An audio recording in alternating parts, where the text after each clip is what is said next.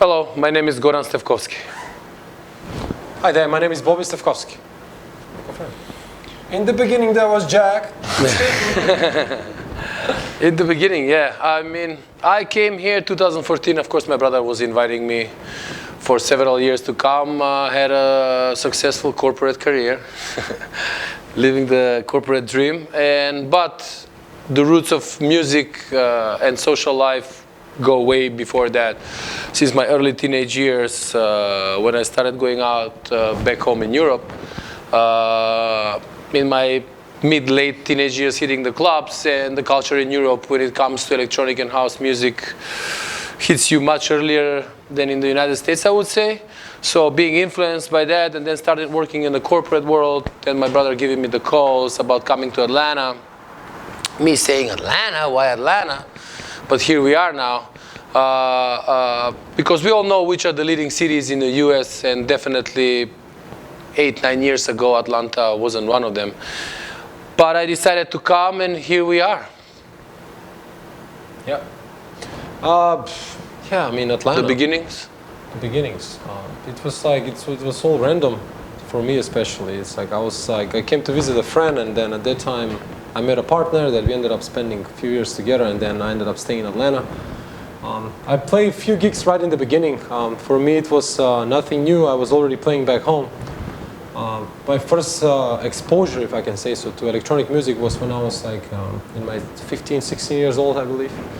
And then I want to give big credit to the Detroit and Chicago crew, because, you know, at the end of the day, it all circles back to them. My biggest inspiration was, I'm going to have to say, Juan Atkins, Stacy Pullen, that I personally had the pleasure of working with and booking him to Atlanta on multiple occasions.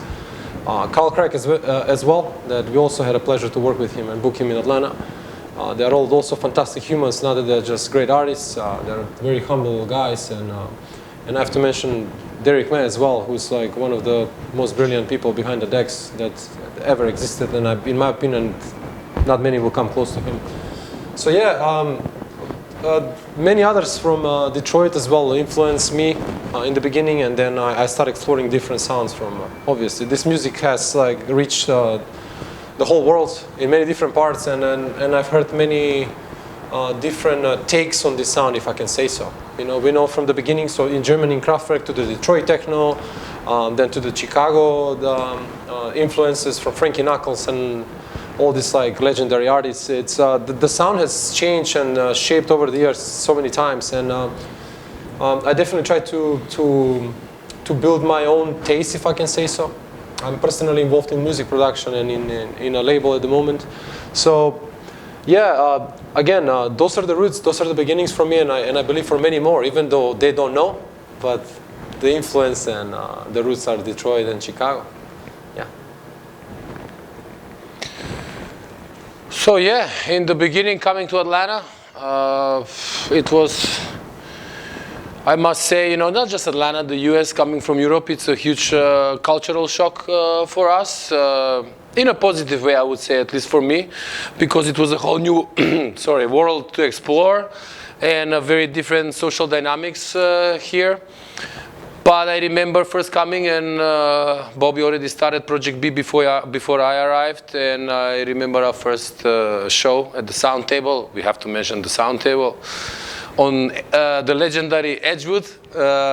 So it was even a bigger of a shock, because culturally that's completely different to what I'm used to back home. But, you know, connecting and getting close with those people on Edgewood, it really, you know, made me even more comfortable in Atlanta. So yeah, the Sound Table, where everything started for me, and I remember just before we actually did the event at the Sound Table, we had a meeting with Kiran, the owner of the music room, the former owner of the music room, and that's when we locked down our residency with Project B, which is our promoting agency, with the music room when I arrived, and that's where pretty much everything happened for the very beginning for me. Looking at Atlanta and exploring Atlanta in a musical way was very interesting, because needless to say, we all know that Atlanta is the hip-hop capital of the world, and is dominated by the hip-hop, which was my first true love in music in my early teenage years, was hip-hop. Serious, man? No, seriously. was hip hop, and then of course I had huge love for Latin music as well, and then you have the Latin music in Atlanta, so it was pretty much divided, the musical and social world, between the hip hop, the reggaeton, and electronic dance music, which is the mainstream EDM, which I respect. I have roots from there as well. That's where I started loving also the electronic music. But then as you progress in life and you get influenced by other sounds, and especially critically when I came here in Atlanta with what Bobby did with Project B, for me it was a huge turnaround point in the musical sense. And yes, that's when everything took off. We took Project B, which was a labor of love, and we still call it our baby, and it's still alive and kicking to this day, 13, 14 years later. When I look back, it's a huge amount of happiness and pride and joy and all the sacrifice, and devotion and work that goes into it.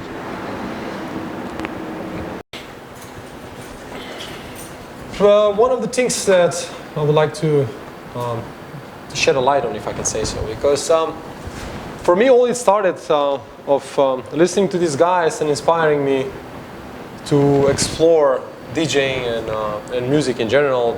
It was such a beautiful thing when it comes to the electronic music in general, because it takes you places that no other music took me before. What was so great about it is it's just composed of sounds, not necessarily you need to hear a vocal. That was my personal interpretation of the music, that it needs to take me to a place. There was like melody, compositions of melodies, of grooves that will transport me instantly to a place. And I'm like, wow, this is a completely different approach to music. And that was my early beginnings when I was in my teen years. Over the years, obviously, I built my own taste, and I heard many different styles and genres. And I still think until this day, for me, the debate of house genres and the way people play and whatnot is not really relevant. I don't get into these debates. To me, it's all music, and it's a question of choice and taste. It's if some track moves me, it doesn't have to move you, and vice versa.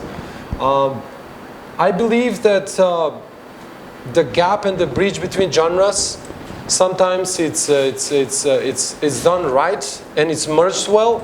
Sometimes it's not. So either it's quality music or it's not quality. That's how I see it. There are many people that do house, Afro house, tech house, techno, minimal, you name it, minimal house, that they're doing it right, and there are many people that are just doing it because, for whatever the reasons might be, and you can tell that by the quality of the sound. So as my brother mentioned earlier, his beginnings were hip hop, but that was the same case with me. I was into hip hop when I was pretty young. I mean, I'm speaking about like the old school hip hop, something that I really enjoy until this day.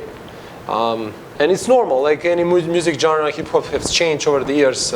It just, for me, it used to be the good stuff. These days, it's like, it's kind of hard to find stuff that I like when it comes to hip hop. But there are still some artists out there that are doing it right, and I enjoy listening to them from the modern times.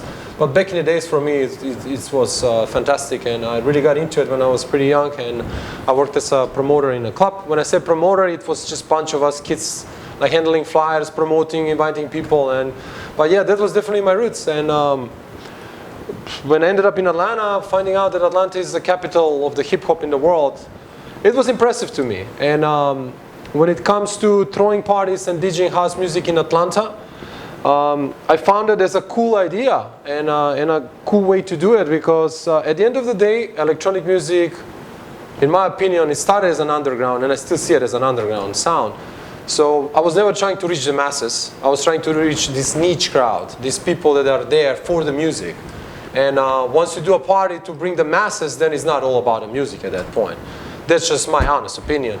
So doing it in a city that hip hop is dominating, and at this point the EDM is taking over, I still see it as a challenge, and it's still rewarding, and it's such a pleasure and joy to do it. Well, I definitely had. I mean, when we were doing this, as Bobby said, and as I mentioned, being in a US city which is dominated by the hip hop, the Latin music, and the EDM, us trying to, not just trying, doing actually, providing this platform for people with the underground electronic music. One of the things that I got a lot was like, people would ask me, what is underground? You know, because I believe that here being a little bit of an unknown, a lot of people relate when you say underground to something maybe a little bit more on the gritty, on the grungy side, which it can be, because we've done events pretty much in every place where you could do an event, warehouses, forests, rooftops, bars, clubs, restaurants. We basically, offices, basically everywhere where we can improvise and we can see that we can do an event and it can work, because we have a particular approach to organizing and throwing a party, as people say it, in our own distinguished signature way, which I believe every person that organizes and does event have their own identity and concept and signature. But yeah, so basically that made me think of how to explain to people and how to approach it here of, you know, doing an underground music event stands for. And we are talking about, you know, almost a decade ago here. And don't get us wrong, there was quite a few crews when I first came here that were organizing events. But again, so me and my brother, we were like, how to explain to people that when you go to an organized, and many of them private events, looks like versus going to a club and party to electronic music. For me personally, for us, it was about creating a platform where you can host and you can provide this platform to people which were all like-minded, no matter where you come from and what you believe in, because the underground electronic music, what Bobby said, reaches out pretty much every single pocket of the world. Now here is very small, in my opinion, still pretty small, much bigger than what it used to be, but definitely still very small compared to the other scenes. But us providing a platform and programming it again, I think it really enabled us to really grow it and to make people understand that, you know, underground electronic music doesn't stand necessarily for something that's like, ooh, this is something God knows what. It's for us, it stands again for a community as well, that all of us, we've been building it for many years here in Atlanta, and where people come together. And it's not just about throwing a party, and this was one of the first things that we agreed in the beginning when we were sitting down on the drawing table and, you know, drawing out those first blueprints of how we're going to go about this thing, was creating a platform and creating a community, and also becoming a lifestyle for people, because for us it's definitely a lifestyle. Music for us, everything in our lives revolves around music. Everything we do, it's pretty much about the music, and we love it so much, and that love pretty grows. So basically, to go back to that, when people ask me, I always say to them, it's a platform where we create a community which leads to a lifestyle for people that brings happiness to them, because people find themselves into that lifestyle and community, and many people have really radically changed their lives basically by entering and associating with that type of music. So that's, I think, from my side, how can I get close to explaining to people that always, you know, wonder. I was one of those who was wondering, you know, oh, there is a warehouse party. I'm like, ooh, no, I'm not gonna go to a warehouse party. Let's go to the club, you know. So, but once you give it a chance, and it's not gonna be for everybody, and it really fits what you're looking for, I think it's a beautiful thing. Our first party was not really a scary one, I have to say that. The reason how it came to that point was by me DJing in the city for a few years already. How I came up with the idea to throw a party was building a community and followers that were actually enjoying what I'm doing. I have to give big credit to the Sound Table crew and Carl Ingex and Jeff Myers at the time. Carl Ingex was behind it, and then Peter Chavala was the GM there, who spotted me playing at Halo, and he invited me and at that time my partners in music, Edo and Justin Bright. He invited us for residency. I believe that was the very beginnings of the Sound Table. Right when they opened, they were starting that they had this idea of doing the lounge. And again, Sound Table is not the first venue that was doing this in town. This has been happening in Atlanta for many years. We came up with nothing new. This has been going on for many years. I have to mention that. But it's our beginning. Right. So we are speaking of our beginnings, and that was my beginning. So yeah, moved there to Soundtable. Then Edo and Justin eventually. We took our own ways, and then I continued doing my residency at the Soundtable. Just me playing. That was it. And then things were looking good. People were coming out, and they were enjoying what I was doing that night. And then I saw as an opportunity. I'm like, well, now we can bring an artist out of town to present somebody else. So it's not only me playing on this night. So that's how it came up, and it was successful. It was successful. I believe the first one that we booked was Stacy Pullen. You see, one of my biggest influences. Yeah, it was impressive. He absolutely rocked the dance floor. I had the pleasure to open for him. I mean, when you throw your first party and you are the opening DJ and you have Stacy Pullen, it's definitely you're reaching this peak point that you are like very proud of, and that was definitely a wow moment for me. Stacy absolutely rocked Soundtable, as I said, and it's definitely going to stay in my vivid memory, that party. But yeah, those were the beginnings. So it wasn't hard for us. Like I mentioned, it was kind of like expected from people for us to do something more than just me DJing at the Soundtable. They were coming and listening and they're enjoying, but I'm like, now it's time to present these people that actually inspire me from around the world, and from the States, but around the world as well, to bring them to Atlanta and just, to start growing the scene and explore more. I have to mention that we are all about being good humans. That's how we are raised. We don't care about where you come from, what's your background. We don't care about any of that. It's all about being good people. And our goal has always been that. We don't tolerate any obnoxious behavior at the events. I know many people mention this, and I strongly believe in that. The dance floor is a safe and sacred place. So if you come here, nobody should bother you. You should not be bugged by anybody in any sort of way. If you're there like everybody else to enjoy the music, to enjoy the time, and this is what happened at our cocktail craft bar where we're sitting right now, Mid-City. There is no table reservations. Everybody's equal. You walk in through the door, everybody has the right to get a drink. We don't care how you dressed up. It's up to you. You come here, you enjoy, have a good time, listen to good music, and that's all about it. When it comes to the location of our events, they're constantly changing. Over the years, we've been going to many different places and spaces. The reason behind that is we always try to reinvent ourselves. We always try to present something different and unique and cool. But yeah, so the best way we thought for people to get in touch with us was to have social media accounts. And we do have the Project BATL and Mid-City Cafe. Midscity.atl.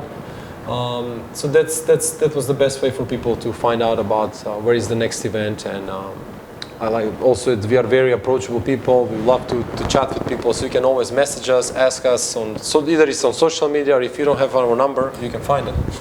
So you can message us and we'll tell you when is the next event, which is actually something that I would like to mention. I believe even Saul was coming to the parties. It was a text message approach. It was very personal. People literally communicated with us, and when they were coming to the events at the door, my brother will welcome them because I was busy with the DJ booth. So it's a very personal thing for us. If you come to the event, we respect you tremendously because you're part of it. It's a community. It's all about love, unity, and we don't want you to come to the event and say, "Oh, I'm the promoter, I'm the guy who's behind this," and like acting like a goofball. But yeah, so it's all about personal for us. So like I said, getting in personal touch is also the way to go. Well, for me, he seems to be a little bit more, he's like, I'm about that business. yeah, yes, yeah. I mean, I would. For me, my approach to life in general was always. My story is that I've always been in hospitality and entertainment. Since I'm 14, I started professionally being engaged, in hospitality and entertainment. So for me, my social media has always been my social life because I was involved with hundreds and thousands of people on a weekly basis with what I'm doing, what I used to did, and I'm still doing and will do because I've never done anything but that. So basically, I never had the need for social media. Of course, when it first came out, I did get on it, but then to me it was like I'm having all these people on a daily basis, so now I need to talk to more people, on social media. Facebook was the one before Instagram. So basically, I never got on it. So I did get on it, but then I got off of it. And, then I joined corporate America when I was 21. Many people know how that is. I was pushing for my career, and I was, growing there. So, social media was never on my mind. Then I came here to Atlanta, and of course, I started my social media actually, 2 years ago. I've never been on social media. And it was very, very interesting because with what we do, and people will come to our events and they were like, okay, so let me connect with you on Instagram. And I'm like, what's Instagram? I'm not on, I'm not on social media. I was like, Facebook? He said, no, I'm not on any social media. I'm like, what? So, but for us, it's, Project B, our promoting agency at Mid-City, our craft bar and listening lounge, are extensions of our homes, and it's very personal, and this is where we really sincerely and genuinely host people. Yes, it's a party. Yes, people are having a great time. It's loud, and people are dancing, and everything that goes with it. But Bobby is the one who is behind the decks, and I'm the one who, I don't DJ. But I'm the one who is constantly around the floor and the door. Chief host. Chief host and chief doorman. I'm the door guy. So basically, yes, my life's been so saturated with a lot of people constantly, so I didn't have the need for social media, and probably that makes me old school. But I am on social media now, and I love it. I love things in life generally. So you're not old school anymore. Yeah, so now I'm new school. And I love it. I think that social media, just to touch base on that, if you use it in moderation, like everything else in life, it's a beautiful thing. We all know what happens when you overuse it. But yeah, and our approach was, so how I did it was people would exchange the number with me to inform them where our parties are, because our parties, as Bobby said, are not set in one place and one particular weekend. We always do basically what people call pop-ups, and we will find a space or a place, and then we turn it into an event. That's about it, yeah. You brought up a good point. I've talked to a lot of DJs and promoters here, and they're all, has it become a major problem now finding locations to do things? Is that a thing for you guys as well, as far as the disco house and the underground house guys are like, man, we need a venue. And I'm watching a trend now where it's starting to get more popular, like what I do on my property now. We have events on property because you don't have to worry about the permits, you don't have to worry about, sound ordinance and all that. Yeah, so are you guys running in that same situation? Yes, we do, and that's been a challenge from the get-go. There is always a venue. Presenting to the people that run the venue, or if not necessarily, if it's an operating venue, yeah, a bar or a nightclub. But if you try to do events like we try to do at venues that are not necessarily a bar or a nightclub, it becomes a challenge, right?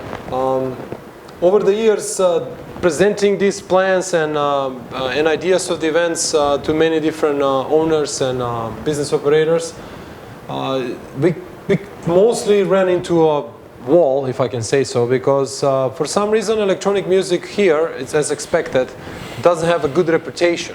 When you mention you're going to do electronic music event, we've personally been told, oh, house music? No, not here.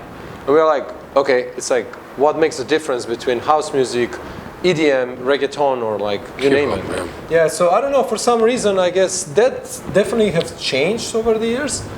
But losing venues such as Sound Table and the Music Room, who were like definitely the homes in the recent history to this music, it came to the point of not having enough venue or where to do these events. So it's a challenge, but there are still some places available at this point. On Underground Atlanta, it's been definitely the spot, and the guys, what they're trying to do there to bring this arts and culture there, it works, and it's coming together nicely. In Atlanta, why not, because my wife and I are also looking into that, why not just buy a venue or lease a venue, of that would accommodate what you're trying to do, or do you think that's too much of a costly thing, or is it too much liability you have to deal with, or is it easier to, what do you guys think? So we think if we do it, it needs to be done right. So if you lease a venue and you just want to focus on like throwing parties only, nighttime, right? I don't think that Atlanta has the capacity of having an actual venue that can feature underground music only. Again, underground music is a term that not necessarily have to be used for this, but electronic music. It's difficult. It's been a challenge without involving commercial music into the space. And what we are doing and what we're trying to do with our stuff, it's we're not trying to, I don't want to say sell out, but at the same time, it is a sellout if you try to bring commercial sound into a venue that you are swearing to be like a culture spot for electronic cutting edge music, right? So I don't think the city has the capacity to have a club that is going to be just necessarily focused on cutting edge electronic music and to operate smoothly, because you can lease a venue, but doesn't mean it's going to be sustainable. And without the venue being sustainable, it's not going to have a long life.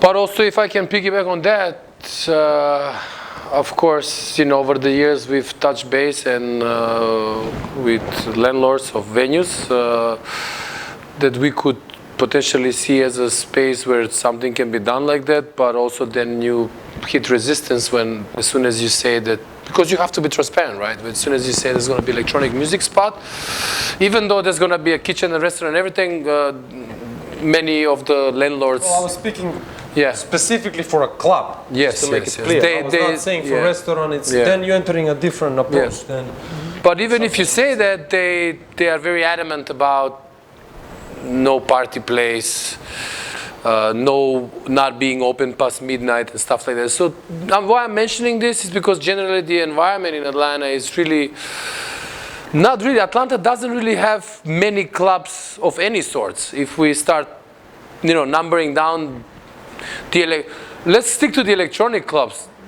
The thing is what, one at the moment? It's a couple. I mean, the electronic music, or two or three, whatever. But what is with all the surrounding area? Atlanta is like a multi-million people city, and having 2 or 3 or 4 clubs. I don't want to mention names because I don't want to leave out anybody. But for comparison, if you say Atlanta has 2, 3, 4 clubs, even 5, let's call them, and then you just switch it to New York, Miami, or LA, it's what, more than 100 clubs per city. I don't want to exaggerate, but let's not call them clubs, of spaces that accommodate and provide the platform of electronic music. Yes, but here's the thing. Absolutely. Needs to be in a union, but the thing is, like, at the end of the day, it's all about the crowd, what they enjoy, right? So if they come and, for example, like you have Tambor, amazing, absolutely love Stanza. So if I bring this crowd to my party and they don't enjoy my sound, I don't think that's an offense. It's just like, it's really what people like or what people don't, right? When you unite crews together, musically it's going to speak to some, and musically it's not going to speak to some. So I think at the end of the day, it can be done union, definitely, in order to communicate or like find a common ground on where to do the events, on what nights and what not. Definitely, that some communication will definitely help the city grow. And at this point, I think it's happening on many fronts, because we are personal friends with every single promoter in town. And there is no beefs in town that I'm aware of. Maybe, I don't know, but I think I feel that this like union thing of the whole community, and I think that is the reason why the scene has been steadily like being on the uprise. And I think that's the way to unite the whole fronts together. Your age demographic versus our age demographic. Our age demographic is usually between 45 and 67. What's your age demographic? 21 to 67. Yeah, 21 to 67. It's a beautiful thing. It's, we like, range in age. It's definitely 21 plus in the events. Demographic. So it's 21, and we get like lots of young kids, and then it's a beautiful thing. People come to the events. Like the last event we had with Liberage, it was a sold out event, and Yeah, like from 21 years old kids to like 60 years old friends of ours. It's just like all together having a good time. It's like absolutely no issues at the event. It was a beautiful thing.